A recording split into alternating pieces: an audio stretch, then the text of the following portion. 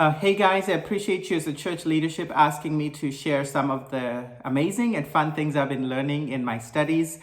So today I wanted to introduce to you this concept of social location. Social location is basically this concept that acknowledges that we all bring a certain perspective when we read the scriptures. There's a certain lens through which we view the scriptures based on our gender, our socioeconomic status, our family background. All these different things come to bear as we read the scriptures. So we have to be cautious as we read the Bible that we're not reading into it our own ideas and life experiences, rather than going to the text to understand what the author was writing to the original audience and what the original audience might have understood from what the author was communicating. And it made me think as over the last couple of years, we've been focusing on trying to reach out to our immediate community to let people know about the love of God. We need to also understand their social location. It's not enough for us to know our social location as believers or the church trying to reach out to the community. I think it's important for us to understand the social location for our community. So for example, if we're dealing with migrant populations, they might bring a really different perspective on the scriptures or even the whole concept of God than we do. We cannot go in there assuming that they know exactly what we're talking about or believe exactly the same way. More likely than not, they will have their own perspective on the scriptures, and we need to be able to understand and bridge that gap as we engage in our outreach efforts.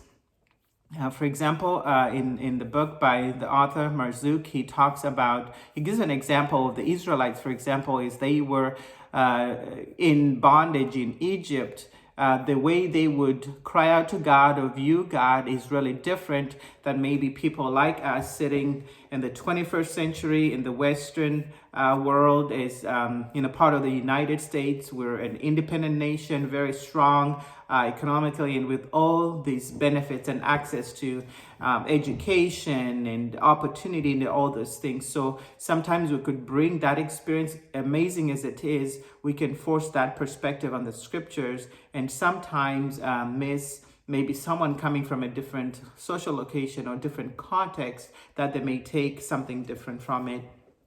For example, in my own personal experience, growing up in an impoverished country, in an impoverished family, whenever I looked at the scriptures and read about the children of Israel, how they cried out to God, that kind of spoke to me. My family may not have been slaves, but our dire need, the desperation of our situation caused me to cry out to God. So there's a way in which I found myself in the scriptures based on my social context. And the opposite is true. Sometimes we may get to the scriptures based on our social context and fail to find ourselves. And that is really natural. But I think as a church, one of the things we need to get to do for ourselves is to get to know, understand the scriptures, read the scriptures, study, make use of things like commentaries and other resources that are out there that really help us understand what the scriptures said to the original audience and what the scriptures can then say to us today, and see how we can apply that. So